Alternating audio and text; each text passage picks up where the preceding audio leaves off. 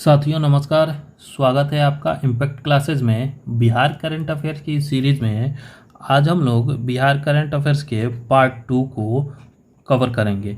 Part 1 को पहले ही cover करा दिया गया है। अगर आप नहीं देखे हैं तो लिंक आपको डिस्क्रिप्शन में मिल जाएगा या फिर आप लोग प्लेलिस्ट से जाके देख सकते हैं। तो चलिए आज हम लोग बिहार संबंधी 100 करंट अफेयर्स को कवर करेंगे। तो चलिए शुरू करते हैं आज के इस सेशन को। इससे पहले अगर आप हमारे चैनल पर पहली बार विजिट कर रहे हैं तो हमारे चैनल को सब्सक्राइब करें, लाइक करें और अपने दोस्तों में अधिक से अधिक शेयर करें। पहला कि बिहार सरकार ने 7 निश्चय 2 के तहत युवाओं के लिए तकनीकी शिक्षा में सुधार करने के लिए विज्ञान एवं प्रौद्योगिकी विभाग का बजट पिछले वर्ष की तुलना में कितने करोड़ रुपए बढ़ा दिया है। तो ये पिछले वर्ष की तुलना में 210 करोड़ रुपया बढ़ाया गया है। नेक्स्ट है कि बिहार सरकार बजट 2023-24 के तहत कितने जिलों में आईटीआई की स्थापना करेगी। तो ये 5 जिलों में। बजट 2023-24 के तहत 5 जिलों में आईटीआई की स्थापना की जाएगी। अगला है कि बिहार सरकार ने बजट 2023-24 के तहत स्वास्थ्य विभाग के बजट में पिछले वर्ष की तुलना में कितने करोड़ रुपए की बढ़ोतरी की है। तो ये पिछले वर्ष की जो तुलना में 832 करोड़, ध्यान रखिएगा कि 832 करोड़ रुपए की स्वास्थ्य विभाग ने बजट में वृद्धि की है। नेक्स्ट है कि जूनियर विश्व कप कबड्डी टूर्नामेंट के लिए बिहार के किस खिलाड़ी का चयन भारतीय कबड्डी टीम में हुआ है। तो ये लाल सागर कुमार। इनको बिल्कुल ध्यान रखिएगा क्योंकि आजकल खेल से बहुत ज़्यादा प्रश्न पूछे जा रहे हैं, तो इसलिए इनको ध्यान रखना है कि लाल सागर कुमार जो हैं इनका संबंध किस खेल से है। तो ये कबड्डी से संबंधित है और भारतीय टीम में इनका चयन हुआ है। चलिए नेक्स्ट देखते हैं। नेक्स्ट है कि हाल ही में कृषि विभाग के उद्यान निदेशालय की ओर से आयोजित राज्य स्तरीय बागवानी महोत्सव में किसे सर्वश्रेष्ठ बागवान का पुरस्कार दिया गया है। तो चंद्रशेखर सिंह। इसको भी ध्यान रखिएगा कि सर्वश्रेष्ठ बागवान का जो पुरस्कार दिया गया है वो चंद्रशेखर सिंह को दिया गया है। नेक्स्ट है कि बिहार सरकार ने बजट 2023-24 के अंतर्गत कला संस्कृति युवा विभाग के बजट में कितने करोड़ रुपए की वृद्धि की है। तो 155 करोड़। कला और संस्कृत और युवा विभाग में पिछले वर्ष की तुलना में इस वर्ष 23-24 के बजट में 155 करोड़ रुपए की बढ़ोतरी किया गया है। अगला है कि बिहार सरकार किस जिले में कृषि शिक्षा एवं शोध संस्थान की स्थापना करेगी। ये बिल्कुल आप लोग ध्यान में रखिएगा कि कृषि शिक्षा एवं शोध संस्थान की स्थापना जो है वो भागलपुर जिले में किया जाएगा। इसको आप लोग ध्यान रखिएगा। कृषि शिक्षा एवं शोध संस्थान जो है वो भागलपुर में स्थापित किया जाएगा। चलिए नेक्स्ट क्वेश्चन देखते हैं।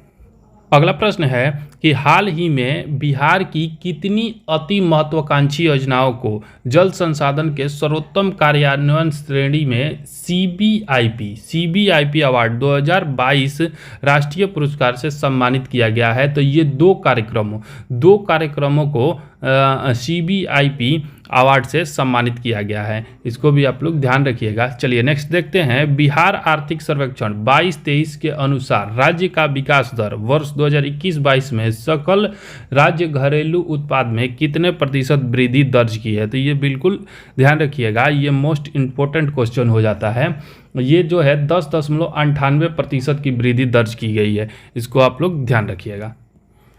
अगला कि बिहार आर्थिक सर्वेक्षण 22-23 के अनुसार वित्तीय वर्ष 20-21 में राज्य के 3 समृद्ध जिले प्रति व्यक्ति आय में कौन से हैं।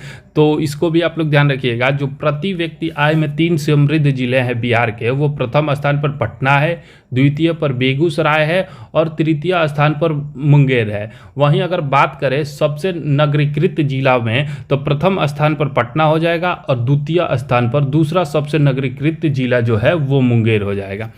आगे देखते हैं कि हाल ही में बिहार के किस खिलाड़ी ने 14वीं एशियन लॉन बॉल चैंपियनशिप कांस्य पदक जीता है। तो ये चंदन कुमार ने जीता है। लॉन बॉल चैंपियनशिप में कांस्य पदक किसने जीता है। तो ये चंदन कुमार ने जीता है। नेक्स्ट है कि बिहार सरकार ने बजट 2023-24 के अंतर्गत सोलर लाइट योजना के लिए कितने करोड़ रुपए का प्रावधान किया है। तो ये सोलर लाइट योजना के लिए 392 करोड़ रुपए का प्रावधान किया गया है। इसको भी ध्यान रखिएगा कि सोलर लाइट योजना जो है उसके लिए 392 करोड़ रुपए का प्रावधान किया गया है। चलिए नेक्स्ट है कि केंद्रीय गृह मंत्रालय ने बिहार के किस महिला थाने को 2022 के लिए देश के शीर्ष 3 थानों में से एक चुना है, तो ये अरवल महिला थाना को चुना गया है। ये देश के सिर्फ 3 थानों में से एक महिला थाना जो है वो अरवल महिला थाना को चुना गया है।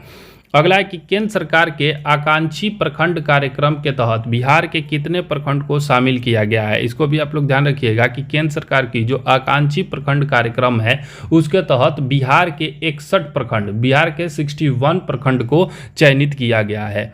नेक्स्ट है कि हाल ही में किसे बिहार का नया महाधिवक्ता बनाया गया है। तो ये प्रशांत कुमार शाही को बिहार का महाधिवक्ता बनाया गया है। भारत के महाधिवक्ता अटॉर्नी जनरल कौन है, आप लोग कमेंट करके बताइए। कमेंट में लिखिए कि जो भारत के अभी वर्तमान में महाधिवक्ता है वो कौन है। चलिए नेक्स्ट है कि हाल ही में बिहार के किस विश्वविद्यालय के छात्र जाबिर अंसारी ने अखिल भारतीय अंतर विश्वविद्यालय कराटे प्रतियोगिता में स्वर्ण पदक जीता है। तो ये पटना विश्वविद्यालय के छात्र हैं। जाबिर अंसारी ने अखिल भारतीय अंतर विश्वविद्यालय कराटे प्रतियोगिता में स्वर्ण पदक जीता है। इसको भी आप लोग ध्यान रखिएगा। नेक्स्ट है कि बिहार सरकार बजट 23-24 के अंतर्गत कितने पंचायतों पर एक पशु अस्पताल का निर्माण कराएगी। तो ये 8 से 10 पंचायतों पर, इसको ध्यान रखिएगा कि बिहार सरकार जो है वो 8 से 10 पंचायतों पर एक पशु अस्पताल का निर्माण कराएगी। नेक्स्ट है कि केंद्र सरकार की तर्ज पर कौन सा राज्य मिलेट मिशन योजना शुरू करेगा। तो ये बिहार करेगा। केंद्र सरकार की तर्ज पर मिलेट मिशन योजना जो है वो बिहार राज्य के द्वारा शुरू किया जाएगा।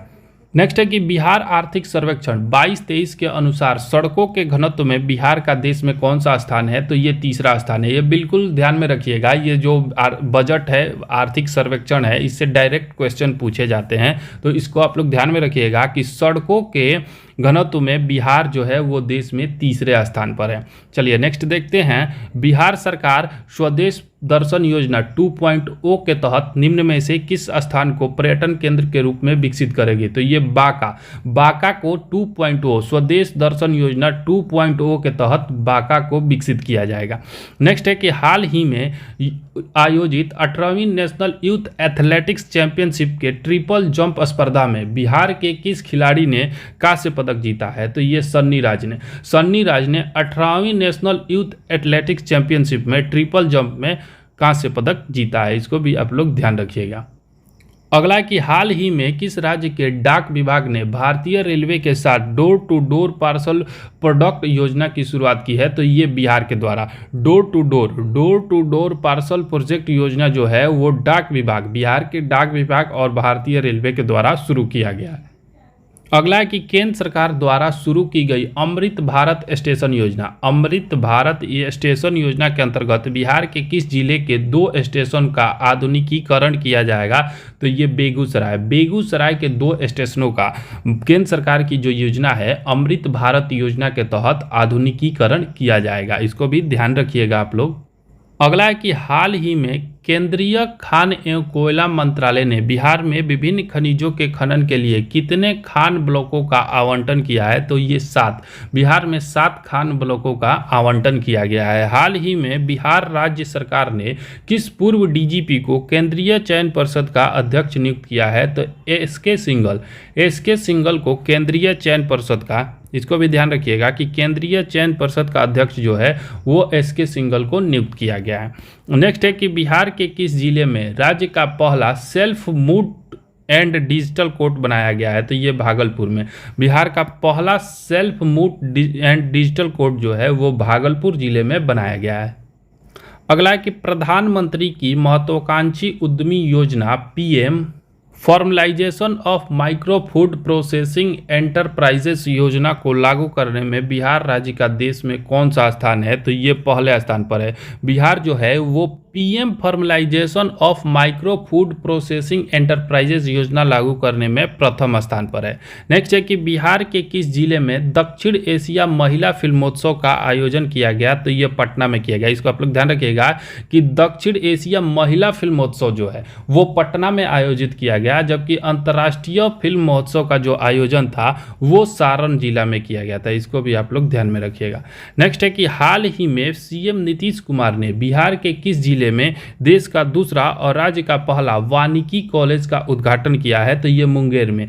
देश का दूसरा और राज्य का पहला वानिकी कॉलेज जो है वो मुंगेर जिले में स्थापित किया गया है।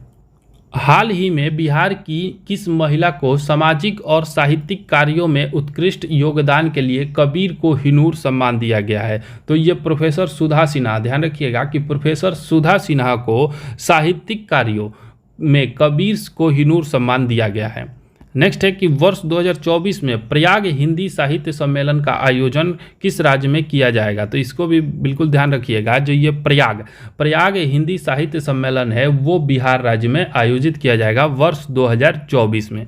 नेक्स्ट है कि राष्ट्रीय पंचायत पुरस्कार 2023 के लिए बिहार के किस जिले की सर्वाधिक पंचायतें नामित हुई है? तो ये बांका जिले। ये भी इंपॉर्टेंट हो जाता है कि बिहार के बांका जिले की सर्वाधिक पंचायतें राष्ट्रीय पंचायत पुरस्कार 2023 के लिए नामित हुई हैं।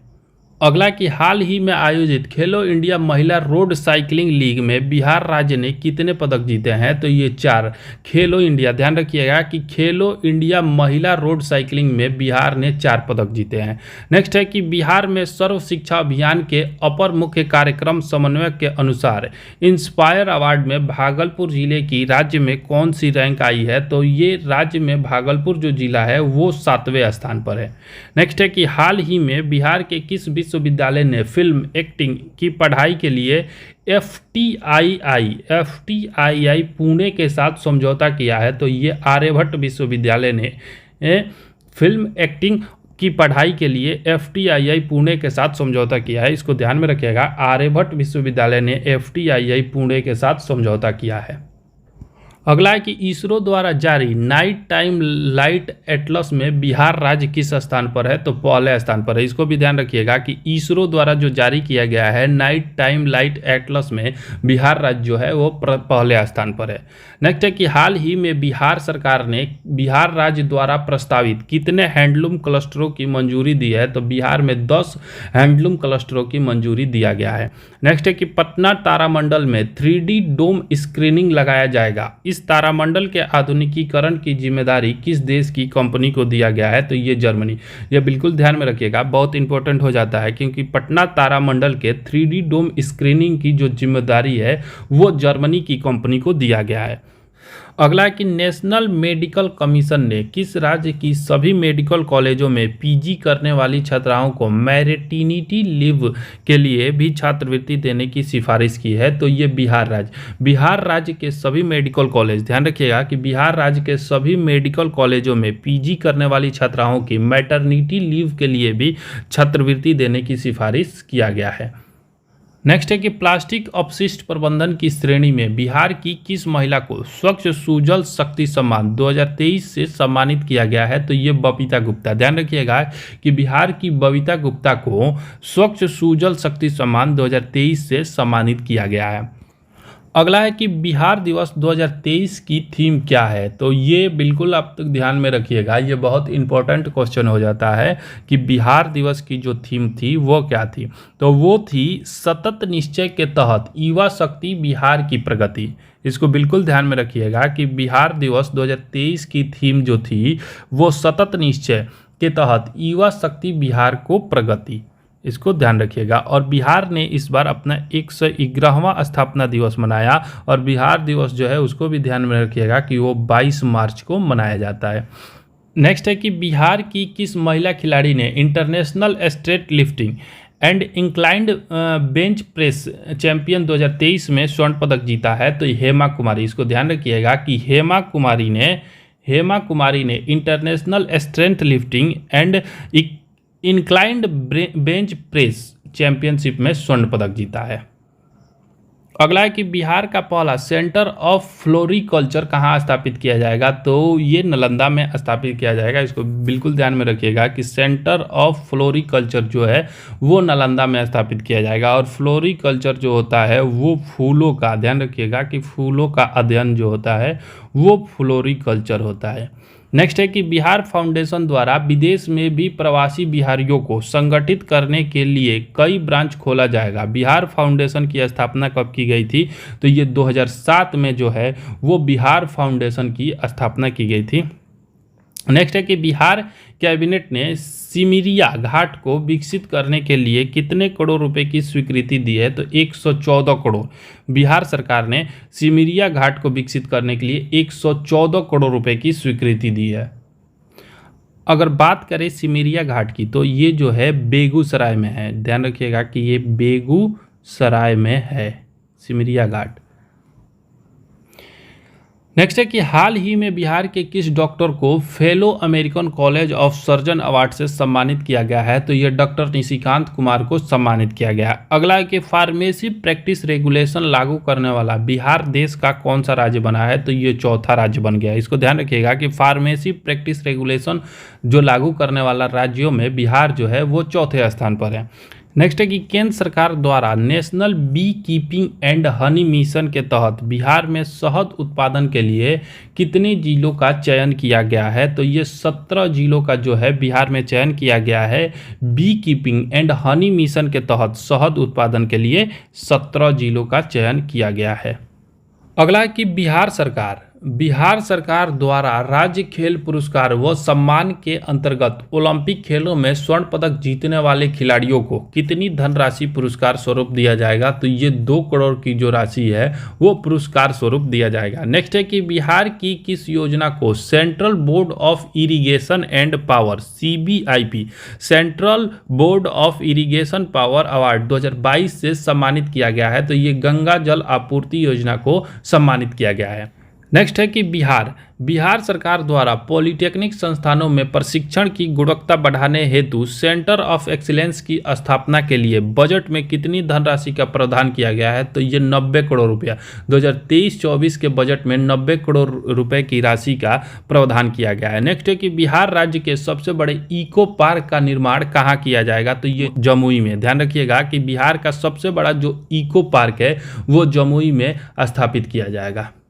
नेक्स्ट है कि हाल ही में किस राज्य के जल जीवन हरियाली अभियान को अवार्ड ऑफ एक्सीलेंस से सम्मानित किया गया है? तो ये बिहार का जो जल जीवन हरियाली अभियान है इसको अवार्ड ऑफ एक्सीलेंस से सम्मानित किया गया है। अगर बात करें जल जीवन हरियाली मिशन की तो इसकी जो शुरुआत है वर्ष 2019 में किया गया था।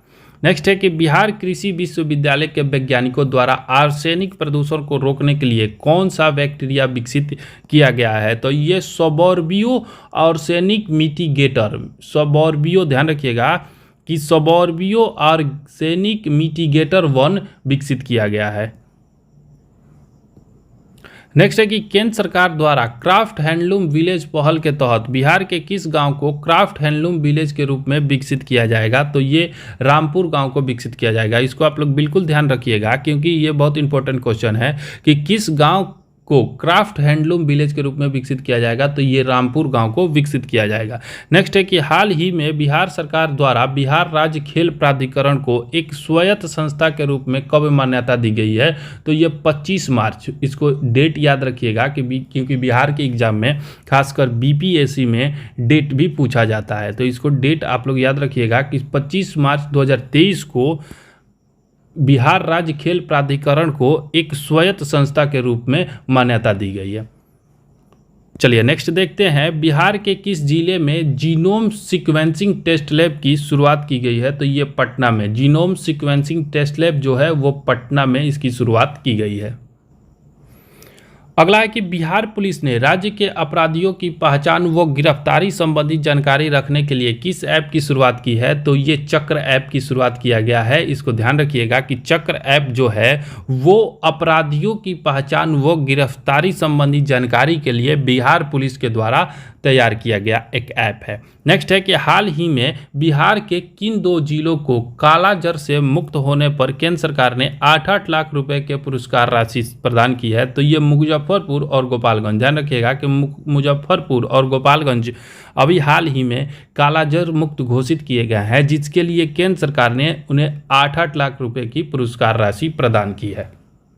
अगला कि हाल ही में बिहार म्यूजियम की बिल्डिंग को बेस्ट आर्किटेक्चर का अवार्ड दिया गया है। यह म्यूजियम बिहार के किस जिले में स्थित है? तो बिहार म्यूजियम जो है वो बिहार के पटना जिले में स्थित है, इसको आप लोग ध्यान रखिएगा।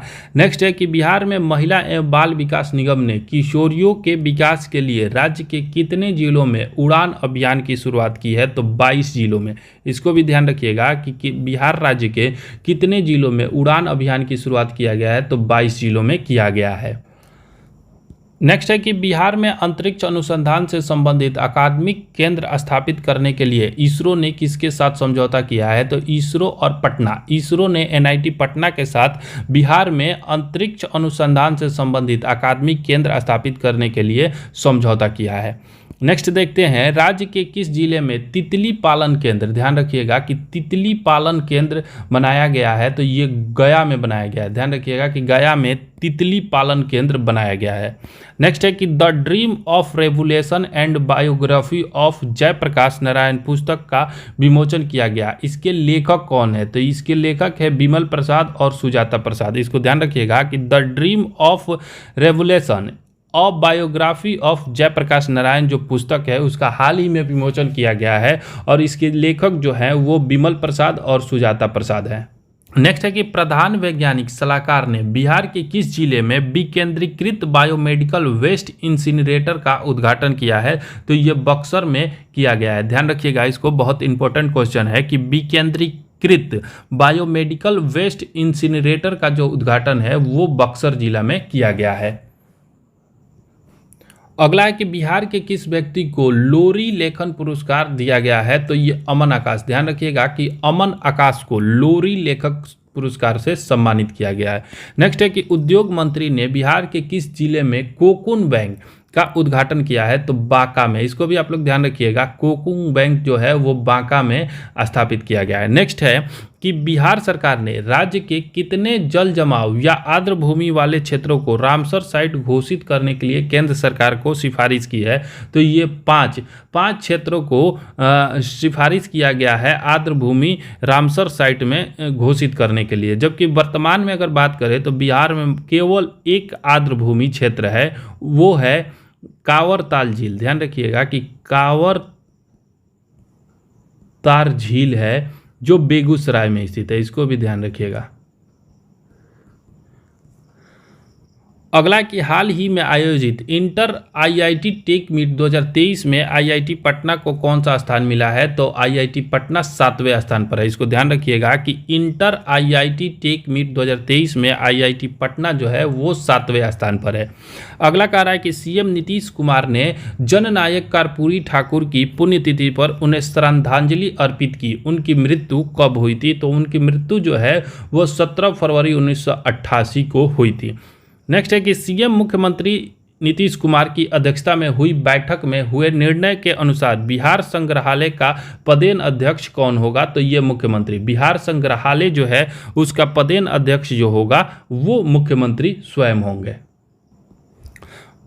नेक्स्ट है कि बिहार के किस जिले में सबसे बड़ा जूट और नेचुरल फाइबर पार्क बनाया जा रहा है? तो ये पूर्णिया में। बिहार का सबसे बड़ा, ध्यान रखिएगा कि बिहार का सबसे बड़ा जूट और नेचुरल फाइबर पार्क जो है वो पूर्णिया में बनाया जा रहा है। अगला कह रहा है कि हाल ही में बिहार के कितने साइकिलिंग खिलाड़ियों का चयन युवा कार्यक्रम एवं खेल मंत्रालय की योजना खेलो इंडिया कार्यक्रम में हुआ है? तो बिहार से 4 खिलाड़ियों का चयन इसमें किया गया है।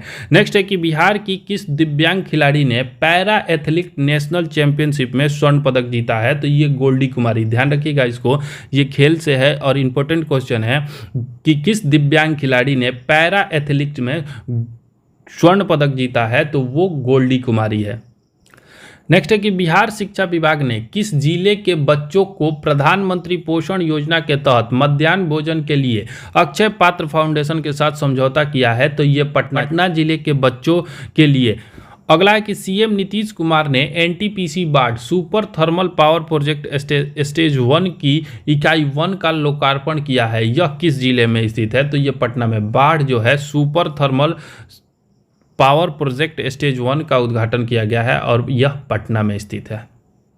नेक्स्ट है कि हाल ही में बिहार के योजना एवं विकास मंत्री ने नीति आयोग की तर्ज पर किस वर्ष तक सतत विकास लक्ष्य को प्राप्त करने के लिए पूरे देश में जिलेवार रैंकिंग करवाने की घोषणा की है। तो 2030 तक सतत विकास लक्ष्य प्राप्त करने के लिए जिलेवार रैंकिंग करवाने की घोषणा की गई है 2030 तक। अगला है कि प्रख्यात ध्रुपद गायक पंडित अभय नारायण मल्लिक का निधन हो गया। यह संगीत के किस घराने से संबंधित है? तो ये दरभंगा घराने से संबंधित है। इसको बिल्कुल आप लोग ध्यान में रखिएगा क्योंकि ये बहुत इंपॉर्टेंट क्वेश्चन है कि ये ध्रुपद गायक पंडित अभय नारायण मल्लिक का निधन हो गया है और इनका संबंध जो था वो दरभंगा घराने से था। नेक्स्ट है कि सीएम नीतीश कुमार ने किस संस्था में विवेकानंद ई लर्निंग सेंटर का उद्घाटन किया है? तो एएन कॉलेज पटना में किया गया है। एएन कॉलेज पटना में विवेकानंद ई लर्निंग सेंटर का उद्घाटन किया गया है। नेक्स्ट है कि किसे मैथिली सेवा पुरस्कार से सम्मानित किया गया है? तो मुख्तार आलम। इसको भी ध्यान रखिएगा कि मुख्तार आलम को मैथिली सेवा पुरस्कार से सम्मानित किया गया है। अगला है कि बिहार सरकार द्वारा किस शहर को हरित शहर का दर्जा दिया गया है? तो बिहार में जो है वो 3 शहर को हरित शहर का दर्जा दिया गया है, पटना, राजगीर और बोधगया। ध्यान रखिएगा कि बिहार में हरित शहर जो है वो 3 है, पटना, राजगीर और बोधगया है। नेक्स्ट है कि केंद्रीय बजट में की गई घोषणा के अनुसार बिहार को कितने करोड़ रुपए ब्याज रहित ऋण प्रदान किया जाएगा? तो ये 10,300 करोड़ रुपए बिहार को ब्याज रहित ऋण प्रदान किया जाएगा। नेक्स्ट है कि बिहार सरकार ने price monitoring and resource unit के गठन को मंजूरी दे दी है। इस तरह की यूनिट का निर्माण करने वाला बिहार देश का कौन सा राज्य बन गया है? तो ये बिहार जो है देश का 16वां राज्य बन गया है।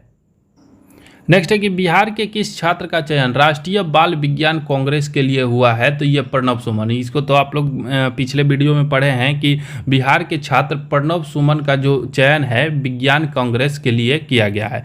नेक्स्ट है कि बिहार पर्यावरण एवं जलवायु परिवर्तन मंत्री ने किस जिले में क्लाइमेट चेंज लर्निंग लैब का उद्घाटन किया है? तो ये पटना में किया गया है। क्लाइमेट चेंज लर्निंग लैब का जो उद्घाटन है वो पटना में किया गया है।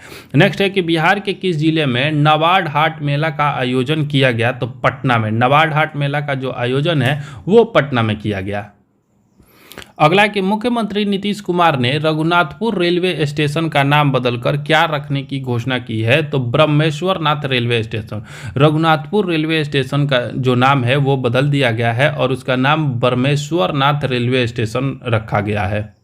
अगर बात करें रघुनाथपुर रेलवे स्टेशन की तो यह बिहार के सीवान जिले में स्थित है। इसको आप लोग ध्यान रखिएगा कि यह बिहार के सीवान में स्थित है। नेक्स्ट है कि ऑक्सफैम इंडिया द्वारा जारी की गई इंडिया इन इक्वलिटी रिपोर्ट 2022 के अनुसार सबसे कम इंटरनेट कनेक्शन वाला राज्य कौन सा है? तो बिहार है। बिहार में सबसे कम इंटरनेट कनेक्शन है।